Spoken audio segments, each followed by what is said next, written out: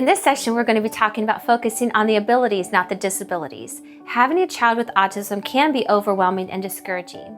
When our son was younger, it was obvious that he did not have the same skills as typical children. His motor skills were different, so he was slow in learning to feed himself, slow in toilet training, slow in doing pretty much anything on his own. He was different. Our son was 4 years old when he started preschool. During the first year of preschool, he had to be picked up from school early almost every day because of how much his behavior was disturbing the rest of his class.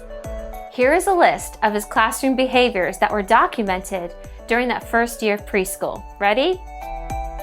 In playtime, he would throw toys, dump toys out of containers, play the same game over and over again without changing to do something new, act silly and would not stop when he was asked to, get upset and angry if anyone disrupted his way of playing, and get upset if his personal space was not respected by his classmates.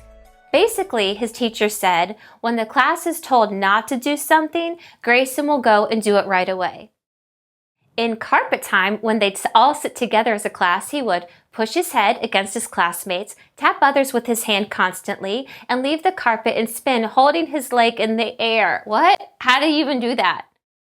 In snack time, he would pour out his drink or knock it over on purpose, making a mess, move around on his chair all over the room, and knock all of the empty chairs over. During worksheet time, he would throw pencils right on his classmates' papers, tap his pencil on others' papers over and over, need his personal space when being helped by a teacher, get up and run around the table and room, and push his classmates' papers and pencils off the table. Now, if he was put in timeout for his behavior, he would no longer sit in his chair, get up and run, or get down on his hands and knees to crawl, and would speed up to try to get away from his teachers, disrupt the classroom by messing with papers or grabbing at things and dumping them out. And if he was restrained in any way, he would wiggle and scream, but not in an angry scream, just screaming to make noise. No wonder I was called almost every day to pick him up early from preschool. Now, why am I telling you all of this?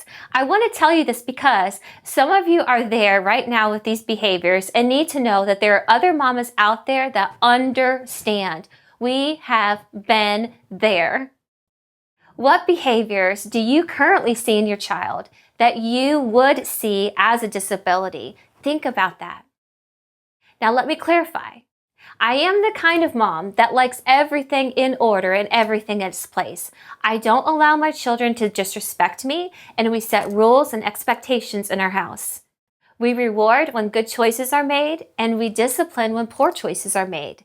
It's not that our son got away with these poor behaviors at school. It's that this is where he was at. He has autism and he didn't know how to behave, and he couldn't behave in that school environment when he was a 4-year-old. Now, if we would have only focused on our son's disability at this stage in his life, our lives would have been very narrow in our focus. Because at this point, our son had a lot of disabilities. He couldn't behave in a school environment. He was extremely self-focused. He did not consider the needs of others. He would not listen to or obey authority, and he had no self-control. That is a definition of a teacher's nightmare. However, because we have a growth mindset, we knew that these disabilities did not need to be what defined our son. He also had a lot of abilities. Now, every person with autism is different, and the spectrum of autism is wide. So I do not assume or think that every child is the same. With our son, we saw that he had the ability to talk things through better than acting things through. His verbal communication was way higher than his nonverbal, and he is still this way. For instance, he uses minimal use of gestures as he communicates. However, he uses good words. Although a lot of his fine motor skills were delayed, he could build complex figures with Legos and other building toys. Although lack of concentration would happen in some areas, in other areas, he would not move from a task until it was finalized and completed. Grayson was smart. He was already a pre-reader before he started preschool. He knew how to make others laugh and found it humorous if he could bring a smile to someone's face. Grayson was not an angry child and was in many ways polite and good-natured. Another huge strength is that he thrived on being on a routine and would use routine to his advantage. He also had a desire to please others. And on the test he took to see if he did have autism, it showed that he scored high in the areas of coping skills. That's an ability.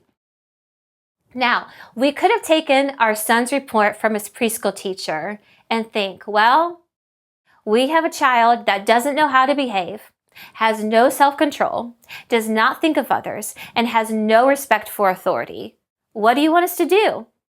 And in turn, always be frustrated at how our child will not act like a typical student.